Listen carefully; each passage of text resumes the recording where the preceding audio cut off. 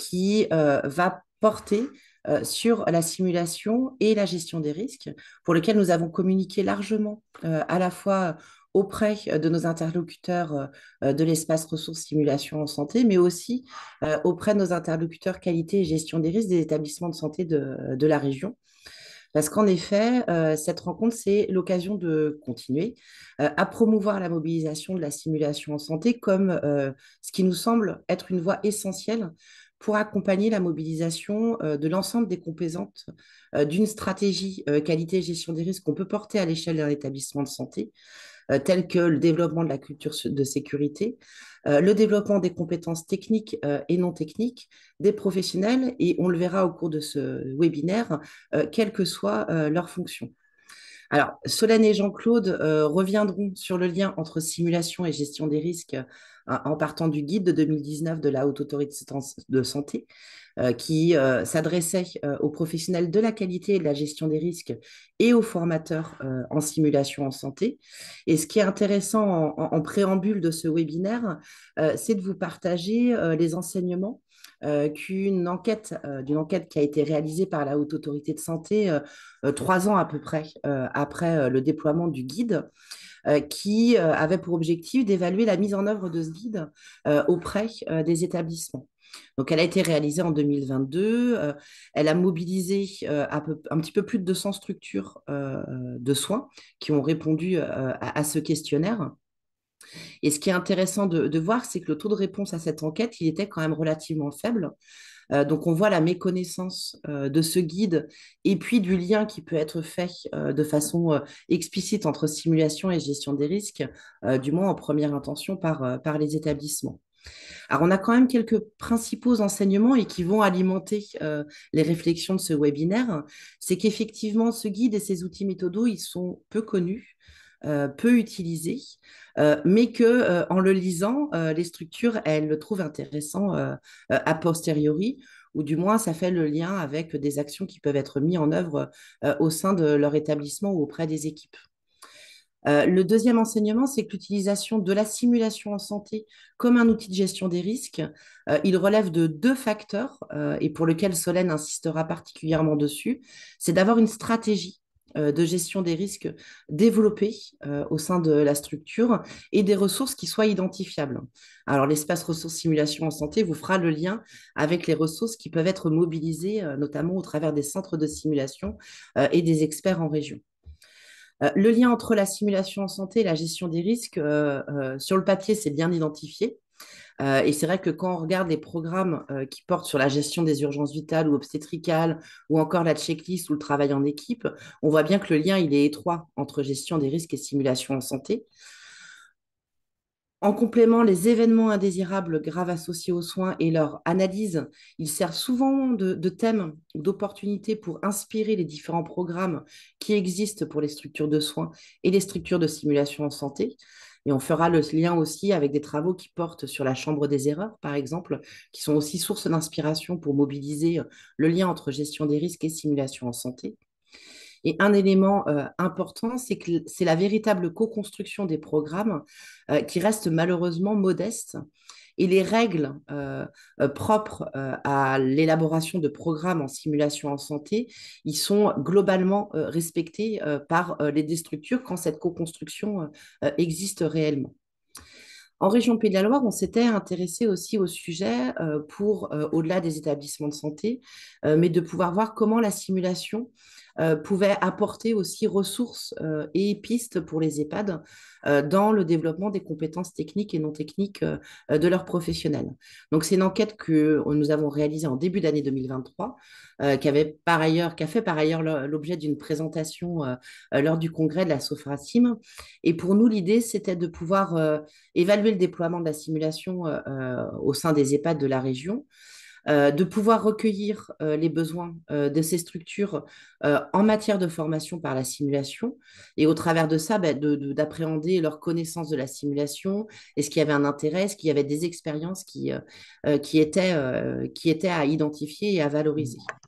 Donc, on s'intéressait vraiment aux questions de l'établissement, la formation de l'établissement, et puis plus globalement, la simulation en santé en matière de connaissances, d'intérêt, d'expérience et d'attente et de besoins. Alors, les principaux enseignements, bah, ils sont quelque part un peu similaires à ce qu'on a pu retrouver de l'enquête nationale portée par la HS sur le guide de 2019. C'est que déjà, on avait un taux de participation qui était relativement modeste. Alors, vous me direz, on s'adressait à des EHPAD qui sont pas forcément les premiers interlocuteurs sur la simulation, donc 10%, c'est pas si mal que ça. Effectivement, c'est pas si mal, mais on pouvait voir que l'intérêt, il était relativement modeste pour la participation à cette enquête. En tout cas, de la même manière, il y avait un intérêt certain et des attentes qui ont été exprimées au travers de la mobilisation de la simulation pour les professionnels des EHPAD et un besoin de clarifier une clarification de la simulation, ce qu'on entendait parler par simulation, avec quelques représentations erronées. Et on pourra le voir sur les rappels un peu méthodaux que Solène nous fera sur la construction des programmes de la simulation et qu'est-ce qu'on parle quand on parle de simulation, sur l'importance, au-delà du contenu et du programme en lui-même, d'avoir ces temps de briefing et de débriefing et de pouvoir rediscuter avec les équipes des apprentissages au cours de la séance. Dans tous les cas, on a pu identifier qu'il y avait des besoins en formation qui étaient adaptés à la méthodologie de la simulation, qu'on avait un vrai champ de thématiques à explorer pour les centres de simulation, avec une vraie nécessité d'adapter les formations aux professionnels qui étaient visés en priorité sur les plans de formation ou ce qu'on appelle maintenant les plans de développement des compétences, avec une vraie synergie des attentes.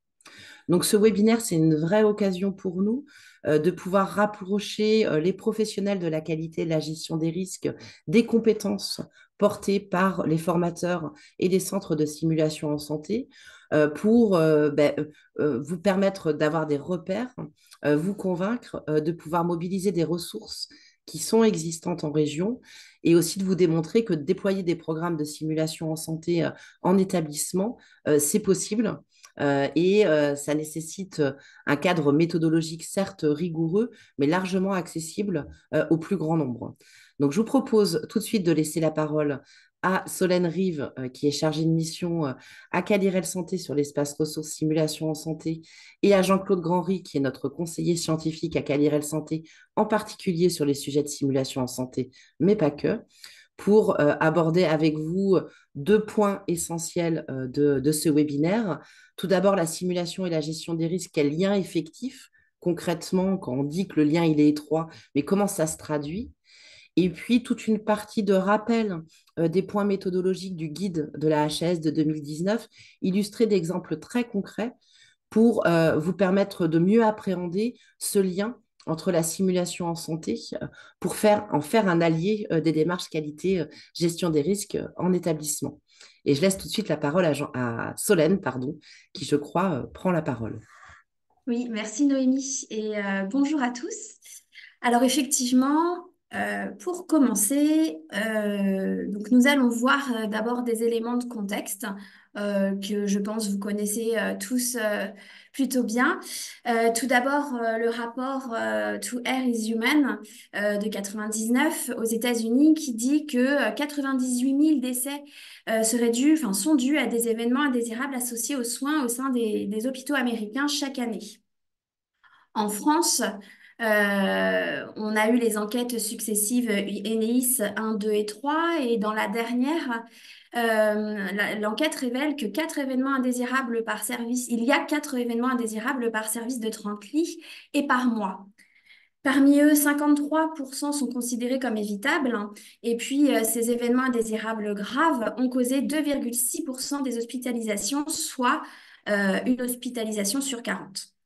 Et puis, parmi les facteurs contributifs de ces événements indésirables graves, on retrouve en majorité les défaillances humaines individuelles et surtout aussi les facteurs liés au travail en équipe, comme notamment la communication entre professionnels, la répartition des tâches qui n'était pas toujours bien faite et d'autres éléments du travail en équipe, comment on se donne l'alerte, etc. Donc, ce qui nous amène à la simulation en santé, vous allez le voir, mais avant de rentrer sur les liens, d'aller voir les liens étroits de simulation en santé et gestion des risques, il nous a semblé important déjà de bien redéfinir de quoi on parle quand on parle de simulation. Avant de donner la définition, je voulais vous dire qu'il y a un guide de bonnes pratiques justement en matière de simulation en santé, le guide HAS, où vous retrouvez tous les éléments de définition et pour comprendre ce qu'est la simulation en santé. Et puis qu'une nouvelle version est à paraître cette année. Le guide a été actualisé. Donc en fait, la simulation en santé, ça correspond à l'utilisation d'un matériel, de la réalité virtuelle ou d'un patient dit standardisé pour reproduire des situations ou des environnements de soins, pour enseigner des procédures diagnostiques et thérapeutiques et permettre de répéter des processus, des situations cliniques ou des prises de décision par un professionnel de santé ou une équipe de professionnels. Une séance de simulation en santé, concrètement, en fait, elle va se dérouler en 3 temps et elle se déroule surtout en présence d'un ou plusieurs formateurs et puis vous avez des apprenants. Des apprenants qui vont participer au scénario, hein, la situation simulée, et puis certains vont être observateurs. Et les 3 temps vraiment très importants qui structurent une séance de simulation, enfin une formation par la simulation, c'est dans un premier temps le briefing, qui est indispensable en fait pour que les apprenants se familiarisent avec l'environnement, le matériel qui va être utilisé, hein, si on utilise des mannequins par exemple, qui vont faire office de patient. Et puis, bah, le formateur va expliquer dans ce temps de briefing comment va se dérouler la séance de simulation pour optimiser. En fait, l'importance du briefing, c'est que les apprenants puissent rentrer directement dans la séance de simulation et se sentir vraiment comme en conditions réelles. Ensuite, vous avez le scénario, donc, qui est la situation simulée, donc, qui est déroulée par les apprenants et puis guidée par le formateur. Et puis vous avez le débriefing. On dit que c'est le temps le plus important d'une séance de simulation puisque c'est le temps d'analyse et de synthèse et que c'est vraiment le temps majeur d'apprentissage où on va avoir vraiment une réflexion sur ce qui s'est passé, sur ses pratiques et ça va permettre au formateur de revenir sur le déroulement du scénario. Bien sûr, le débriefing, c'est un processus structuré.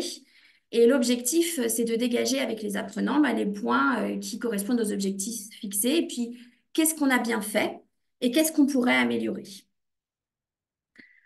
Concrètement aussi, la simulation, on l'a un peu mentionné, enfin c'était mentionné dans la définition, mais pour revenir avec plus en détail, les différentes techniques qui peuvent être utilisées. Donc, il y a ce qu'on appelle la simulation humaine. Donc, c'est par exemple, on va avoir des acteurs qui vont jouer le rôle de patients. Synthétique, donc là, on va faire appel à des soit simulateurs procéduraux. Donc là, vous voyez, il y a juste un bras, par exemple, pour la pose enfin, apprendre à faire des perfusions, cathéters. Et puis des simulateurs ou une intubation. Et puis vous avez des simulateurs plus élaborés, hein, des simulateurs de patients qui sont commandés dans une salle de contrôle et en fait là, qui vont pouvoir respirer, par exemple, voilà, auquel on va pouvoir faire plein de choses et qui simule, c'est de la haute fidélité. Et puis l'autre mode de simulation électronique, donc là c'est tout ce qui fait appel à la réalité virtuelle ou augmentée. Donc voilà ce dont on parle quand on parle de simulation en santé.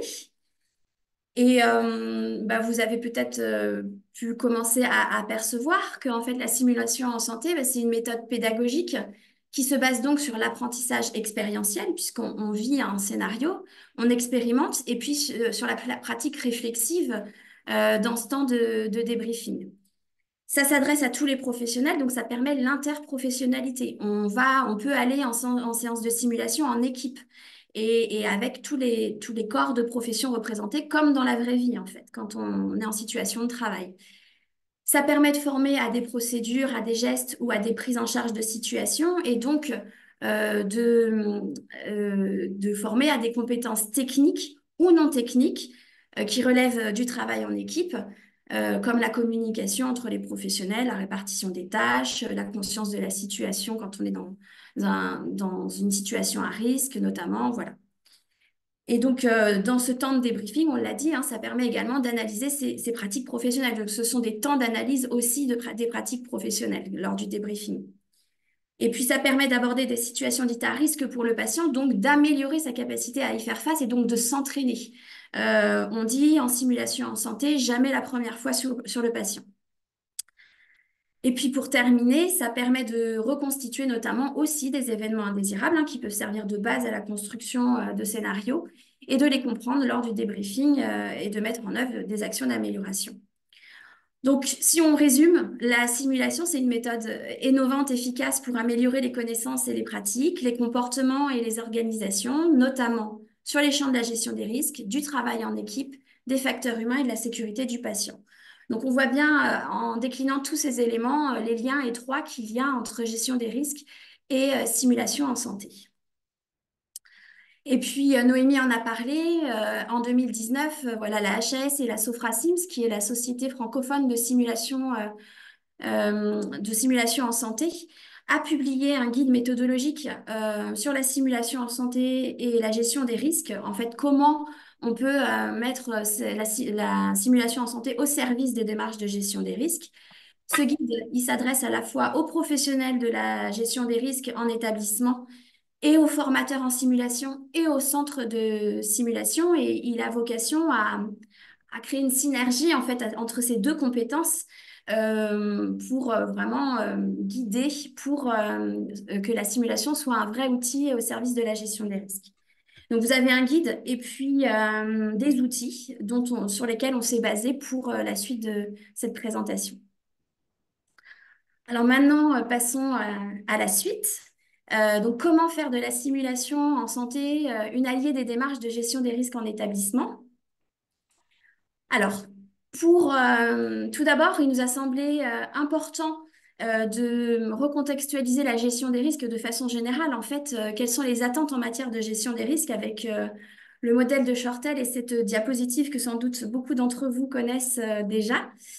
Donc, vous allez le voir, en fait, la simulation en santé, elle va plus se situer au niveau de l'accompagnement des équipes. Néanmoins, pour que ça puisse bien s'articuler, il faut avoir réfléchi les choses en amont. Donc, si on regarde la première dimension du modèle de Shortell, qui est la dimension stratégique, qui nous dit qu'il faut définir un cap, en fait, avoir des priorités en matière de gestion des risques. Eh bien, ça veut aussi dire que pour implémenter, enfin pour que la simulation en santé soit une alliée de votre démarche, il faut réfléchir à quelle stratégie vous voulez développer pour pouvoir l'implémenter et donc se dire en termes de simulation, à quelles ressources j'ai autour de moi. Donc, est-ce que je vais créer des partenariats extérieurs avec les centres de simulation qui sont des ressources importantes, mais aussi aller voir au sein de votre établissement les professionnels qui pourraient être formés comme formateurs en simulation en santé. Et si ce n'est pas le cas, vous pouvez aussi avoir la stratégie de développer cette compétence en interne. Ensuite, ben, la dimension structurelle, donc là, c'est tout ce qui va servir pour toutes les instances pour piloter la démarche et la suivre de façon opérationnelle et puis structurer votre démarche qualité-gestion des risques. Et puis, si on regarde au niveau des équipes, ça va être donc bah, concrètement de former les professionnels pour sécuriser les pratiques sur les axes prioritaires que vous aurez définis et par la méthode notamment de simulation en santé. Ce qui veut dire aussi qu'il y a forcément un lien étroit et une stratégie avec les ressources humaines à développer en termes de formation. Et puis, la simulation en santé, évidemment, va également agir sur l'axe culturel de votre démarche qualité-gestion des risques, puisque, en fait, c'est un espace d'analyse des pratiques qui favorise le retour d'expérience. Et donc, en cet aspect-là, vous voyez que ça va accompagner et être une alliée sur toutes ces dimensions. Alors, pour poursuivre, si je regarde un peu les différents axes en gestion des risques où la simulation en santé peut être une alliée, est une alliée. Il y a tout d'abord pour le maintien et développer et le développement des compétences des professionnels, des compétences techniques. Donc, des gestes techniques, là, il y a quelques exemples cités, intubation difficile, les gestes techniques en chirurgie, l'apprentissage d'une procédure. Donc, ça permet de s'entraîner.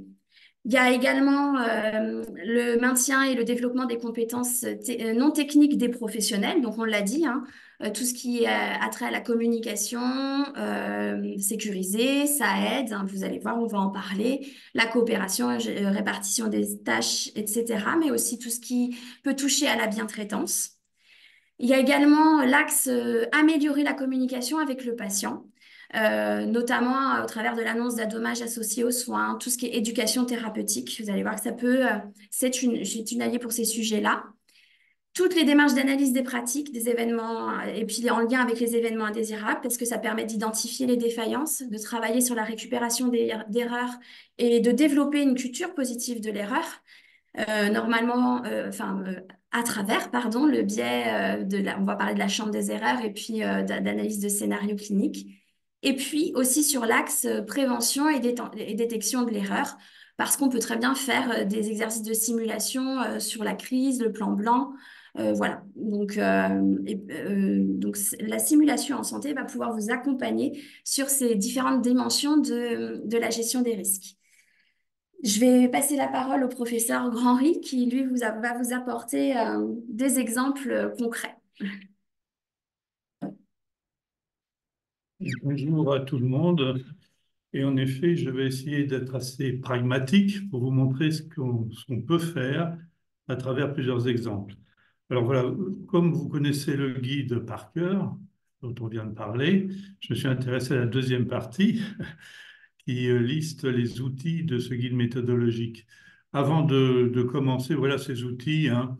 C'est le travail HAS que vous verrez, que vous faut y jeter un coup d'œil. Même si vous n'êtes pas concerné, allez regarder, allez jeter un coup d'œil à ce travail parce que ce document outil est très pragmatique, assez complet.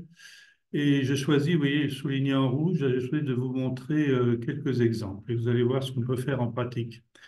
Simplement, en introduction, je voudrais insister sur le fait que, comme l'a évoqué Noémie Thérien tout à l'heure, c'est un travail d'équipe. Si vous décidez de vous lancer dans cette grande aventure, il faut à la fois des gens qui font de la simulation et bien sûr des gens qui s'occupent de la gestion de risque. Et si possible, mettre dans cette équipe des administratifs. Il y a hiérarchie administrative, n'est-ce pas, qui pourra vous aider, certainement, en particulier au plan financier s'il y en a besoin. Donc, c'est un travail d'équipe et il faut former vraiment un groupe de travail si vous vous lancez encore dans cette aventure qui est passionnante de la simulation et de la gestion des risques. Alors, commençons. Alors, rassurez-vous, ce n'est pas très lisible, mais c'est volontaire. J'ai fait des copies d'écran de chaque méthode et simplement pour vous dire qu'on va utiliser dans un premier temps, on va parler dans un premier temps du travail d'équipe, des compétences non techniques, un exemple. Et vous voyez simplement ce que j'ai souligné en rouge. Il faut choisir une situation, si possible, assez parlante. Là, on parle de situation grave, ce n'est pas obligé, mais enfin, et qui concerne plusieurs personnes, et si possible de spécialités différentes et de professions différentes. Ça, c'est quelque chose d'extrêmement important. Après, se déroule, comme vient de vous le décrire Solène, la séance de simulation classique que vous avez sûrement vu au moins une fois, un briefing, scénario, débriefing. Et bien, ce qui est important de souligner, c'est qu'il faut évaluer, bien sûr. Il faut évaluer, il y a des méthodes d'évaluation, tout ça est décrit dans le guide et donc je ne vous détaillerai pas. Alors, simplement pour vous dire cet exemple-là qu'on va voir en vidéo, euh, si vous vous lancez par exemple dans ce scénario, c'est un gros travail et il faut bien évidemment en amont connaître toutes les CRM comme il faut, enfin les compétences non techniques. Tout ça, il faut que les formateurs soient parfaitement prêts à travailler dessus et surtout à débriefer. Parce que je peux vous le dire tout de suite, mais je le redirai sûrement 2 ou 3 fois, c'est qu'au moment du débriefing, il faut associer des gens qui font de la simulation et des gens qui font de la gestion de risque. Parfois, les deux ne sont représentés que par une seule personne, quand c'est quelqu'un qui connaît bien les deux aspects. Alors voilà, par exemple. Ouais, toi, tu commences à masser. Tiens, tu vas me chercher un défibrillateur, s'il te plaît. J'ai qu'un masque. Ah, il faut le scoper. Est-ce que tu peux le scoper, s'il te plaît, avant de préparer les drogues? Est-ce qu'on peut allumer le scope, s'il vous plaît? Vous voyez, cet exemple c'est un scénario de prise en charge d'un arrêt cardio-respiratoire. Et vous voyez qu'on peut dire beaucoup de choses. Il y a une équipe complète. Est-ce que tu sais comment on baisse, s'il te plaît? Interne. 10h50. Et bon, je ne vais pas passer toute la vidéo, ce serait trop long. Mais vous voyez que le leader qui est à droite, là par exemple, a donné plusieurs plusieurs ordres. Attends, il n'est pas Il est en branché train ton oxygène. d'écrire l'heure, les événements. Et Est-ce il que va- vous pouvez allumer le scope, s'il vous plaît, Voilà. sauf s'il est- Et il va, c'est lui qui parle, et c'est lui qui va demander aux autres. Et tout ça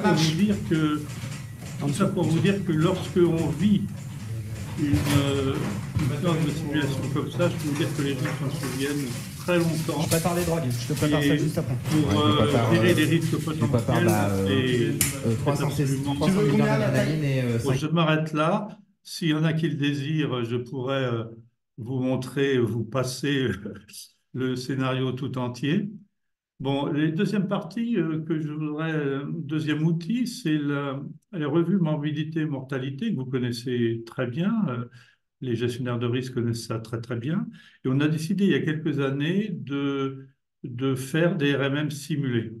Alors, suivant le même protocole, encore une fois, une préparation importante. Alors, le cas clinique scénario qui va être réalisé dans le centre aujourd'hui Un est celui vidéo qui a été réalisée avec la Haute d'un cas Autorité de clinique, Santé. il qui y a a quelques été années. adapté à partir d'un cas RMM. Très bien, bonjour à tous, merci d'être là aujourd'hui pour cette séance de simulation un petit peu particulière puisqu'on va rejouer un petit peu un cas clinique qui s'est déroulé dans notre service. On va discuter un peu comme une RMM et donc aujourd'hui on va utiliser l'outil simulation pour rediscuter autour de ce cas clinique. La simulation, vous connaissez tous les principes, on est dans de la pédagogie, on n'est pas dans de la sanction bien entendu. Lors du briefing, il est sans doute important de signaler que lorsqu'il s'agit d'une séance RMM simulation, on ne prévient ou pas les participants qu'il s'agit d'un cas RMM qui a déjà existé. Monsieur Lambert, est-ce que vous êtes avec moi là, monsieur Lambert? Je vais vous mettre de l'oxygène Alors, là, vous parce que voyez vous que allez respirer ça pas très nécessite très quand bien. même une On va préparation vous aider un importante. petit peu, d'accord? Ça doit être fait dans un Oui, vous centre avez du de mal à respirer, simulation. vous avez le cœur qui bat Vous allez un voir peu par la vite suite là, que hein, ce c'est n'est normal, pas- on tous s'occupe les de vous. outils J'ai ne appelé sont le pas médecin, je obligatoirement vous mets à un faire peu dans des centres de d'oxygène. simulation. Voilà. Monsieur Lambert, Du coup, je lui ai mis de l'oxygène parce qu'il désaturait à Vous m'entendez, 85 monsieur de Lambert 7. Monsieur Lambert Ah, mais il fibrile. Ouais, il fibrile On là. va chercher le DEF. Ouais, Alors là, pas vous de pouvez problème. voir par exemple, et c'est volontaire dans cette vidéo, que la prise en charge n'est pas tout à fait la même On a du de gel celle de ou pas? tout à l'heure. Et ça l'intérêt vraiment, l'équipe Tu veux les précédente avait une bonne habitude de ça. Ici, le médecin C'est est tout chargé. seul, C'est avec chargé. et Tu peux- on sent Carte que c'est pas forcément très facile, quoi. Je vais passer parce que là aussi, vous avez compris le système. Et donc, oui, simplement pour les RMM simulés, elles ont un impact souvent extrêmement important sur le comportement, les connaissances, bien sûr, mais aussi les compétences. Par exemple, dans cette RMM simulée qu'on avait tournée, le médecin avait vraiment été enrichi, si je puis dire, de ce qu'il avait vu, observé, du débriefing qui avait suivi. Donc c'est quelque chose vraiment, encore une fois, qui est assez compliqué à mettre en route, je le reconnais, mais une fois qu'on l'a fait une ou deux fois, après, c'est plus facile, hein. Le troisième outil que vous avez vu dans la liste, c'est la chambre des erreurs.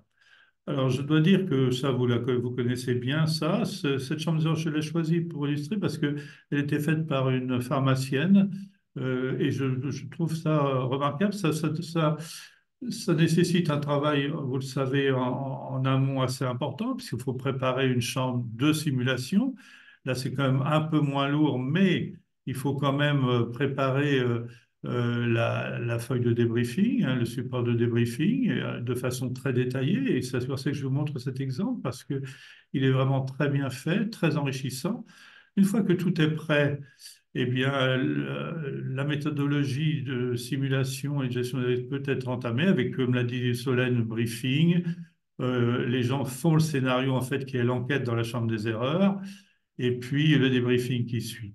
Et puis, vous voyez que ce qui est important, c'est le relevé des erreurs. Et ça, j'insiste beaucoup là-dessus. On ne fait pas forcément ça dans les séances de simulation, mais il faut écrire ce que vous avez observé. C'est beaucoup plus performant, entre guillemets, que le rapport oral. Et d'ailleurs, en débriefing, souvent dans les autres séances de simulation, les gens écrivent beaucoup, et en particulier, bien sûr, les formateurs, parce que lors du débriefing, on se sert des notes qui ont été prises. Et puis, c'est là aussi où je voulais vous montrer, mais vous connaissez sûrement ça très bien, ce flyer qui avait été fait après et remis aux participants, aux apprenants, était particulièrement détaillé.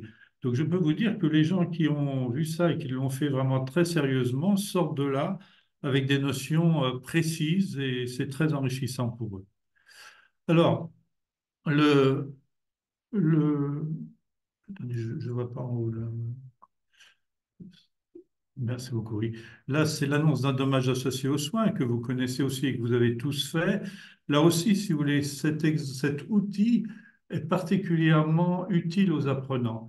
Pourquoi? Parce que quand on raconte une histoire, on dit oui, bon, d'accord, bon, il s'est trompé, il y a eu une erreur, ou j'en sais rien, ou une faute peut-être. Eh bien, tandis que là, lorsqu'ils le font en pratique, en séance, je peux vous dire que la chose est vraiment différente. Je vais vous montrer juste un petit extrait vidéo d'annonce que vous m'avez tourné il y a quelques années aussi. Et bon, je n'ai pas tout mis bien sûr, mais le début nous montre bien qu'il faut préparer. Là, ce n'est pas des juniors, hein, c'est j'allais dire des seniors, avec une infectiologue et un chirurgien. Bonjour. Ils vont voir un patient qui a une complication assez grave. Vous allez bien? Il s'agit d'une infection sur prothèse. Asseyez-vous. Merci. Alors, on vient pour les résultats. Ben voilà, on voulait vous voir, mon collègue et moi, parce qu'on voulait discuter un petit peu de ce qui se passait. Vous avez mal au genou, là, depuis... Depuis l'intervention. Oui. J'ai été opéré il y a quelques temps. J'ai retourné voir mon chirurgien qui m'avait opéré, comme quoi je me plaignais d'une douleur atroce au genou. Il m'a dit, ben non, c'est rien, c'est les suites opératoires. Il m'a mis de la glace, il m'a dit, vous vous reposez et vous mettez de la glace sur vos genoux. Et puis, de quelques temps après, j'avais un genou comme ça et je suis venu aux urgences directement. Je ne peux pas rester comme ça. C'est pour ça, on voulait vous voir. Alors là, pour vous dire que oui, il n'y a pas besoin d'une préparation majeure. Enfin, il faut préparer bien sûr le scénario en amont. Et au plan du matériel, là, on n'a pas besoin de médicaments, on n'a pas besoin de tout ça. Par contre, faites appel à un patient simulé. Qui vous fait mal. On a compris pourquoi vous aviez mal. C'est très probablement une infection, la prothèse. Staphylocoque, c'est quoi? C'est dangereux? On vient de lui annoncer qu'il a une infection de notre staphylocoque. Vous avez déjà entendu parler. Et bon, je ne vais pas poursuivre, mais on entend à la télé quand vous êtes hospitalisé. Dans cette vidéo, le patient va s'énerver progressivement. Voilà, c'est pas celui dont on entend. Et on va voir comment l'équipe gère l'agressivité. Et puis après, il y aura un épisode qui n'est pas trop méchant en tant que tel, mais d'anxiété importante qu'il faudra aussi gérer. Donc là, vous voyez, dans cette vidéo, ce qu'il faut retenir, c'est que la préparation est quand même moindre, même si j'insiste sur le fait qu'il y a toute la préparation du scénario, etc. Et ensuite, vous voyez, au débriefing, on va analyser le comportement des médecins. Ensuite, un sujet, moi, qui me paraît particulièrement important, dont on a déjà parlé et dont on parlera sûrement après, plus tard, c'est le débriefing. Alors, le débriefing, vous allez dire, c'est un peu bizarre. Oui, le débriefing, ça fait partie de la séance de simulation, mais le débriefing en lui-même est un outil de gestion de risque absolument, je pense, personnellement majeur. Parce qu'il permet de réfléchir sur ce qu'on a fait, les choses qu'on a bien faites, les choses qu'on a moins bien faites. Et lorsque on utilise en particulier, et on aura l'occasion d'en reparler, puisque Kaliel aussi s'intéresse beaucoup à ce sujet-là, c'est le débriefing clinique. Ce débriefing clinique, vous savez, c'est cette réunion, ce ne sont pas les transmissions, hein, ce sont des réunions, vous le savez, spécifiques, qui ne durent pas forcément très longtemps. Ça a été aussi décrit par la Haute Autorité de Santé. Les avantages sont absolus. Donc, on consiste à des intervalles réguliers, parfois quotidiens, parfois hebdomadaires, parfois à l'occasion d'un épisode précis. Eh bien, on débriefe sur le sujet. En réunion, dans un contexte calme, dans un contexte je dirais, de travail d'équipe surtout. Et là, les gens s'expriment à tour de rôle. Et les avantages sont majeurs. Là, plusieurs papiers décrivent ça récemment encore. Ça améliore la qualité des soins, indiscutablement. Ça améliore le travail en équipe. Et puis, on s'intéresse en particulier également à la gestion des émotions, ce qui peut jouer un rôle, et vous le savez très bien, très, très essentiel dans le travail d'équipe. Alors, il y a des petits risques, entre guillemets, ou des petits inconvénients, mais surtout la consommation de temps. C'est pour cette raison que le débriefing clinique tel qu'il est décrit maintenant ne doit pas durer forcément très longtemps, sauf s'il y a des cas particuliers. Et puis, voilà, donc cette notion de débriefing est pour moi essentielle, et comme je vous disais, on aura l'occasion d'en rediscuter. Ce qu'il faut, là encore, c'est une méthodologie très stricte. Bon, l'exemple de gauche, il est tout à fait simple, mais vous verrez dans le document HAS aussi, il y a des exemples hein, de briefing, débriefing quotidien. Mais surtout, ce qui est important, c'est la fiche de traçabilité. Il faut noter, écrire ce qui a été dit et ce qui a été envisagé de faire. Et je dis toujours aussi que ces débriefings, cliniques en particulier aussi, doivent comprendre non seulement l'équipe clinique, mais de temps en temps, si nécessaire, la hiérarchie, qu'elle soit hospitalière, qu'elle soit médicale, qu'elle soit paramédicale. Pourquoi? Parce qu'on se rend compte qu'il y a beaucoup de choses qui se passent, des effets indésirables, etc. On demande des améliorations, ça n'est pas fait. Ça n'est pas fait, les gestionnaires de risque connaissent ça très bien, et c'est d'ailleurs une des raisons pour laquelle les équipes médicales en particulier sont parfois réticentes, parce qu'on dit il faudrait faire ci, il faudrait faire ça, et puis on ne voit rien venir. Donc il faut à tout prix que la hiérarchie soit au courant quand il se passe quelque chose de grave ou de moins grave. Il y a des petits détails qui peuvent améliorer la vie de tous les jours. Il faut que ça soit tracé. Et encore une fois, on aura l'occasion d'en discuter. Et puis, je terminerai ces exemples par le SAED, que vous connaissez tous, hein, bien sûr, mais on l'utilise, alors, quand les gens s'y intéressent, ils l'utilisent au départ, et puis on fait un peu comme la checklist, hein. Il y a un effet, je vais dire, d'épuisement, entre guillemets, et puis il faut de temps en temps redonner un petit coup de pouce, voire un petit coup de poing. Oui, c'est utilisé dans beaucoup d'endroits quand même aujourd'hui, mais il faut le faire de façon précise. Et vous connaissez certainement la petite vidéo que je vais vous montrer maintenant. Il est 23 heures dans le service de médecine interne. Fait donc l'hôpital de Quarnaille, ARS et HAS. Madame Leduc, vous avez besoin de quelque chose? Une vidéo très bien faite, très parlante. Je vais la dérouler un petit peu. On a encore un petit peu de temps, 5 minutes. Madame Leduc, ça sent pas très bien. Peux-tu rester auprès d'elle pendant que j'appelle le médecin? Ok, pas de souci.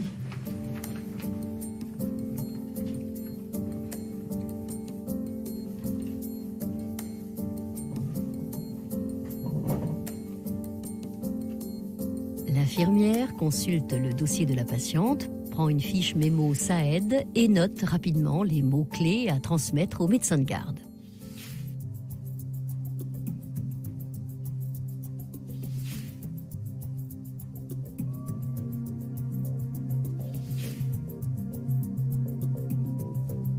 Je vais laisser passer la première partie. Et puis Le mémo SAED est utilisé pour ne rien oublier lors de l'appel.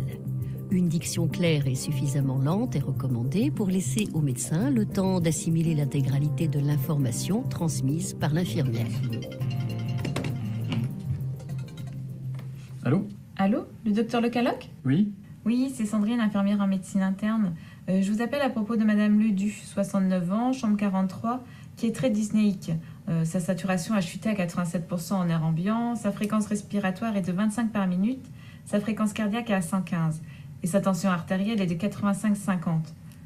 Madame Leduc vivait à domicile, pas d'antécédents particuliers, mais elle a été admise il y a 5 jours pour une pneumopathie. Elle a été placée sous antibiotiques IV. Elle allait bien jusqu'à maintenant, mais ses constantes viennent de se dégrader et son état s'est nettement aggravé. Je l'ai mis sous 3 litres d'oxygène par minute, mais je suis réellement inquiète. Elle se plaint de douleurs à la poitrine et il y a quelques filets de sang dans ses crachats. Elle n'est pas sous anticoagulant. Il faudrait que vous veniez la voir rapidement. Que souhaitez-vous que je fasse dans l'immédiat? Ok, je résume. Madame Leduc, 69 ans, dyspnéique, dégradation des constantes, hospitalisée pour pneumopathie et sans antécédent, pas d'anticoagulation, se plaint de douleurs thoraciques, hémoptysie, augmenter l'oxygène à 10 litres par minute et surveiller les constantes. J'arrive tout de suite. Ok, merci. Bon, on va s'arrêter là, mais simplement une petite chose à dire quand même encore, c'est que on n'est pas obligé de garder bien sûr les documents SAED comme celui qu'a fait l'infirmière. Mais il est bien de noter dans le dossier infirmier, même dans le dossier médical, que les transmissions ont été faites avec l'outil SAED. Ça peut servir ultérieurement. Bon, voilà, vous connaissez certainement l'utilisation de l'outil SAED, je ne vais pas insister là-dessus.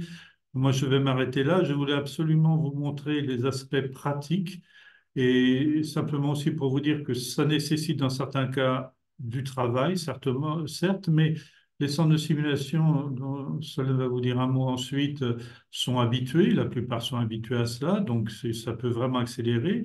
Le gestionnaire de risque est là pour participer évidemment activement et AutoQD pour faciliter aussi le débriefing. Et je pense, et je dirais ça en conclusion, que pour moi, c'est vraiment une méthode tout à fait intéressante et pour l'amélioration de la qualité des soins. Et encore une fois, je répète, mais j'insiste sur le débriefing, parce que le débriefing en clinique, c'est quelque chose d'essentiel et ça pourrait, je crois, vraiment contribuer à la diminution en particulier de certains événements indésirables hein, qui sont, vous savez, pas beaucoup déclarés en France aujourd'hui. Je redonne la parole à Merci. Alors, on vient de voir effectivement quels outils concrètement et de façon très pratique avec les vidéos qu'on peut déployer par la simulation pour vos démarches de gestion des risques.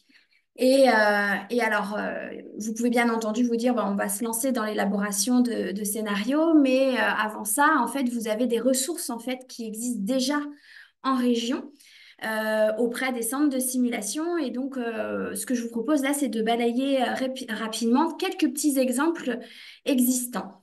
Donc, notamment sur l'axe des compétences techniques, vous avez par exemple, là j'ai mis le CESU 44, hein, mais en Vendée, vous retrouvez la même chose, les attestations de formation aux gestes et soins d'urgence, AFGSU, donc qui consiste à se former d'un point de vue technique à la prise en charge des urgences vitales, donc numéro d'urgence, alerte, voilà, comment on reconnaît une urgence vitale, comment on fait, on prend en charge, on identifie un arrêt cardiaque et là, comment on réalise une réanimation cardio-pulmonaire.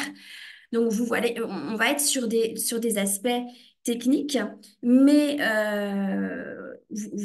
avec la pratique, on voit que quand on réalise ce type de scénario en équipe, bien sûr, on va pouvoir débriefer tout ce qui est compétences techniques, mais le champ des compétences non techniques, en termes de coordination, eh bien, on va également pouvoir le regarder. Et puis, il y a également le CIMU de Nantes qui propose une formation sur la gestion de situations critiques en réanimation adulte. Donc, si en fait, dans vos démarches qualité-gestion des risques, en fait, ce sont des priorités qui ressortent, ben voilà, faut pas hésiter à aller voir au niveau régional quelles ressources vous avez. Sur le champ des compétences non techniques des professionnels, donc si c'est quelque chose à développer, eh bien en fait il existe des programmes, notamment au CAPSIM du Mans, qui vont vraiment, donc il y en a un qui s'appelle sur la simulation d'approche sécuritaire pour tous, prise en charge des facteurs humains en travail d'équipe. Donc ça va vraiment se centrer sur les facteurs humains, comment on prend conscience du facteur humain et de son impact dans la sécurité des prises en charge et comment rendre l'équipe plus efficace. Donc, on met l'équipe en situation et puis on va débriefer tous les facteurs humains. Et là, on pourra, par exemple, l'outil SAID qui vous a été présenté, eh bien, également débriefer sur comment on l'utilise, voilà, comment on communique et puis ça permet de former également à cet outil, notamment, pas que. Si je regarde toujours sur le champ des compétences non techniques, il y a une formation sur la simulation in situ. Alors, simulation in situ, c'est au lieu que ça se passe en centre de simulation, eh bien, c'est eux qui viennent chez vous avec le matériel. Donc, en fait, là, les professionnels, ils sont vraiment en conditions réelles, j'ai envie de dire, parce qu'ils sont dans leur espace de travail vraiment. Donc, ça peut présenter certains avantages. Et donc là, cette formation, elle vise, en fait, qui est proposée par le réseau Sécurité Naissance des Pays de la Loire, elle va s'axer sur... il y a des scénarios qui concernent l'obstétrique, l'anesthésie, la réanimation néonatale. Et puis, lors des scénarios, on va également, comme c'est indiqué, développer et débriefer sur la compréhension du facteur humain lors des prises en charge, en plus de certaines compétences liées à la prise en charge propre. Et puis, je voulais également vous parler de la simulation grand âge, pardon, qui en fait utilise les simulateurs de vieillissement pour mieux comprendre en fait les effets du vieillissement et les personnes accompagnées, notamment en EHPAD. Donc, ça peut très bien être utilisé quand on veut, quand on déploie des démarches de bientraitance, voilà, au sein de l'établissement. Donc, ça peut vous accompagner sur ce sujet-là. Alors, tout ce qui est améliorer la compétence avec la communication, pardon, avec le patient, le professeur Grandry vous en a parlé, hein, de l'annonce d'un dommage associé aux soins. Et là, on voit que pareil, plusieurs centres au niveau de la région proposent des formations. Donc, sur cette annonce d'un dommage associé aux soins, mais également sur l'annonce d'un handicap, d'une maladie chronique, d'un diagnostic grave. Et puis, vous pouvez aussi très bien, on peut aussi avoir le champ de tout ce qui est éducation thérapeutique, hein, être formé par la simulation sur ce sujet.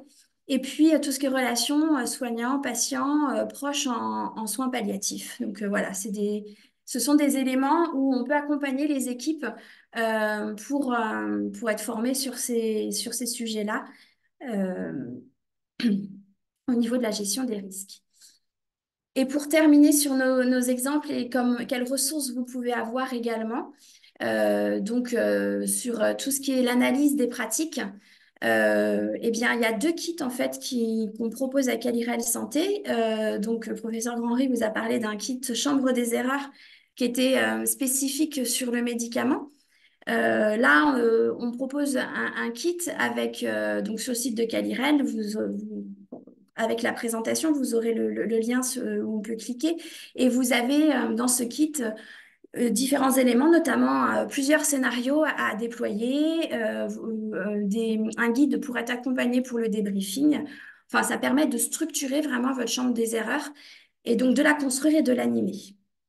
Et puis, vous avez également un kit d'analyse de scénarios cliniques, pareil, pour vous accompagner à déployer cette démarche-là de scénario clinique. Donc, vous voyez les différentes fiches repères que l'on trouve à l'intérieur de ce kit.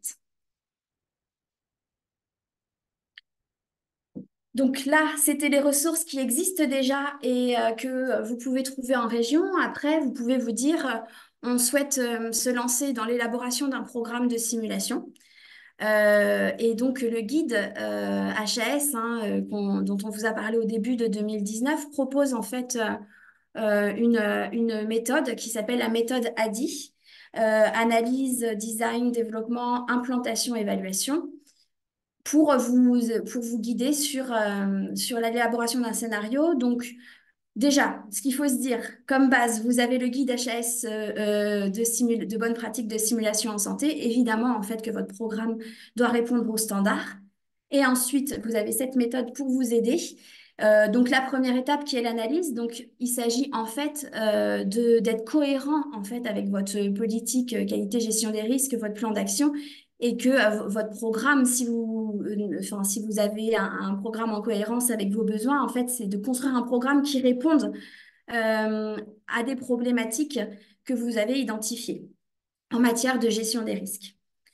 Ensuite, dans la partie design, donc il s'agit de spécifier les objectifs pédagogiques du programme de simulation et surtout de voir quelles ressources vous allez mobiliser. Donc, c'est ce qu'on vous disait, soit vous mobilisez les centres de simulation, le centre de proche de chez vous, ou bien vous pouvez aussi avoir la stratégie de former des professionnels à la simulation en santé ou de mobiliser voilà, ces professionnels. Et puis après, l'espace ressources simulation peut aussi vous accompagner là-dessus.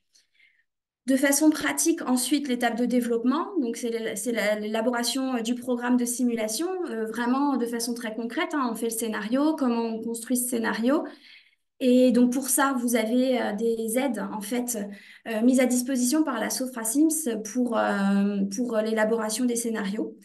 Et puis à Calirel Santé, en fait, on a également des fiches de retour d'expérience sur les événements indésirables graves. Donc vous avez quel est l'événement et toute l'analyse qui en est faite. Et ces fiches peuvent constituer la base en fait pour votre scénario.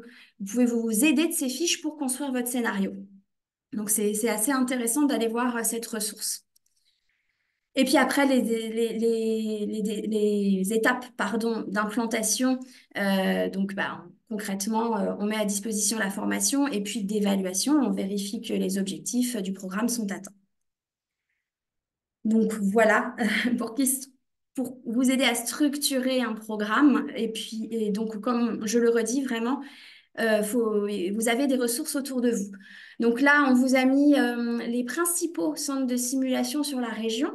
Donc au Mans, Capsim, à Angers, au Sims, Nantes, le Simu, La Roche-sur-Yon, vous avez le Cévesim. Après, il faut savoir qu'à Laval, vous avez aussi des ressources en simulation en santé avec un centre. Et puis sur Cholet, il y a aussi, c'est en train de se construire. Donc, vraiment, sur toute la région, vous avez des professionnels qui peuvent, avec lesquels vous pouvez collaborer et créer une synergie pour travailler autour de la simulation en santé. Et sinon, si vous souhaitez développer la compétence en interne, vous avez cette attestation universitaire de formateurs en simulation. Donc voilà, soit des professionnels chez vous sont déjà formés, ou vous pouvez avoir la stratégie de développer cette compétence en envoyant des professionnels se former. Donc vous avez les modalités là, 5 jours avec un stage à réaliser en centre de simulation. Et puis pour terminer, avant de passer aux échanges, eh bien sûr, au niveau de Calirel Santé, on peut vous accompagner de différentes façons, notamment au travers de l'espace ressources simulation en santé. Nous présents aujourd'hui, si vous avez des projets de travailler en termes de gestion des risques avec la simulation en santé, on peut vous accompagner pour ça. On peut vous mettre en relation avec les professionnels de la région, puisque l'espace ressources simulation en santé, c'est aussi un espace d'animation où notre volonté, c'est justement d'avoir une dynamique régionale et de mettre en relation les professionnels. Et puis, je citerai pour terminer l'atelier Parcours Travail en équipe de Calirel, où en fait, quand on a un projet déjà pour améliorer le travail en équipe dans sa structure, parce qu'on l'a vu, la simulation en santé, ça peut être une vraie alliée sur ce sujet-là, eh bien, justement, on peut vous accompagner sur ce projet et peut-être que la simulation en santé sera une des voies qui sera choisie pour améliorer le travail en équipe au sein de votre structure. Voilà, je merci de votre attention. Et puis, s'il y a des questions ou des commentaires, eh bien, n'hésitez pas à prendre la parole ou à les communiquer via le chat. Et je vais départager mon écran pour cette session, comme ça on pourra mieux se voir.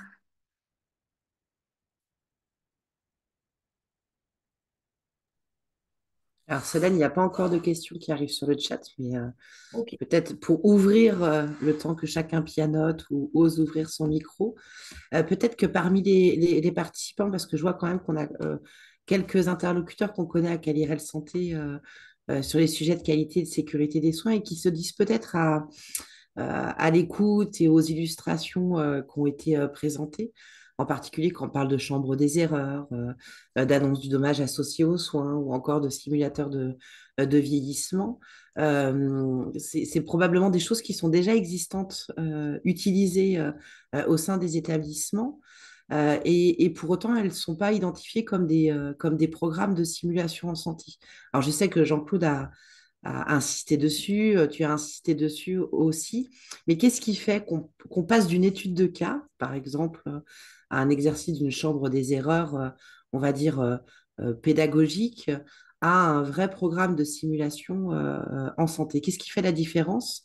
Et est-ce que quand on a une chambre des erreurs qui existe déjà au sein de sa structure, qu'on mobilise de façon régulière, est-ce qu'il s'agit de tout revoir à zéro ou est-ce qu'il y a un petit plus à rajouter pour être vraiment dans une pédagogie par la simulation en santé? C'est une question qui s'adresse à qui, Noémie? Ah bah écoute, tu prends la parole, Jean-Claude, donc je pense que tu peux y répondre. Non, mais je veux bien dire un mot. La question, en effet, de la chambre des erreurs, c'est que une fois qu'elle est connue, les gens, un certain nombre de gens, évidemment, passent dans cette chambre, font leurs remarques, etc. Mais pour que c'est un intérêt certain, il faut la renouveler. On n'a pas de médicaments, et puis après, il faut faire des erreurs dans la perfusion, par exemple, ou il faut faire des erreurs dans la prise en charge soignante, enfin, aide-soignante, par exemple. Donc, c'est un gros travail qui nécessite, on peut faire que ça à la limite, mais il faut renouveler la chambre de simulation, si je puis dire. Et je ne sais pas si je réponds à ta question, mais un seul exemple ne suffit pas pour faire un programme continu et puis pour intéresser un peu tout le monde. Tu vois ce que je veux Alors, dire? oui, oui, complètement. Alors, effectivement, c'est une partie de la réponse à la question que Oui, j'avais, oui, mais oui. c'était surtout sur le sujet du débriefing, Ouais. Ah oui, parce que c'est oui, vrai bien que sûr. on peut quelquefois mobiliser ces outils-là comme des outils de sensibilisation sans voir la puissance que ça peut avoir si Bien on y sûr. rajoute un temps de débriefing bien structuré. Oui, alors tu as parfaitement raison. Il y a des gens qui, dans la chambre des erreurs, qui font des débriefings, hein, et j'ai assisté à certaines sessions tout à fait intéressantes, mais très souvent, le débriefing n'est pas fait. C'est pour ça que j'ai présenté d'ailleurs cet exemple pharmaceutique, parce que là, il y avait une fiche de débriefing qui avait été très bien préparée et qui a aussi qui incitait, enfin qui demandait aux apprenants d'écrire leurs remarques, etc. Et ceci était débriefé ensuite. Donc, évidemment, tu as parfaitement raison. Pour que ce soit assimilé à une séance de simulation, il faut faire vraiment la méthodologie de la simulation, c'est-à-dire briefing, scénario en l'occurrence à la chambre des erreurs, et débriefing complet, et puis les actions d'amélioration derrière, bien sûr. Tout à fait. Et c'est effectivement la même chose sur l'utilisation des simulateurs de vieillissement. Bien Bien sûr, sûr. bien sûr, bien sûr, bien Mm. sûr. Oui, tu as raison d'insister là-dessus parce que beaucoup de gens mélangent un peu jeu de rôle, simulation, etc. Non, non, la simulation est vraiment une méthodologie très spécifique avec un scénario, par exemple, qui est bien construit. Solène a montré un modèle de la Sophrasims qui est vraiment détaillé. Et puis surtout, j'insiste de plus en plus sur le fait d'écrire. Il faut que les apprenants écrivent. Moi, je sais que quand je fais un débriefing, j'écris beaucoup parce que d'ailleurs, bah, ça permet aussi d'incruster un peu ce qu'on observe, de mémoriser les choses importantes, de bien cibler les choses importantes dont on veut discuter. Et donc, quand les gens écrivent, ils intègrent beaucoup mieux. Et puis après, en plus, ils peuvent relire leurs notes. Et donc, relire les notes ensuite, ça permet de dire, ah oui, tiens, j'ai fait ça à ce moment-là, ah oui, tiens, on m'a dit que c'était pas comme ça. Et l'idéal, en effet, c'est d'avoir le correctif à côté, quoi, si nécessaire. Il n'y a pas de questions qui arrivent sur le chat, mais je vais en avoir une autre. Peut-être que j'espère que c'est une question que se posent les participants. Parce que c'est vrai que à la fois dans tes propos, Jean-Claude, et puis Solène, tu l'as rappelé, la question de la compétence de formateur en simulation en santé, et puis la complémentarité du travail collaboratif entre le référent, enfin Oui, le professionnel de la qualité et de la oui. sécurité des soins et les professionnels issus de la simulation en santé.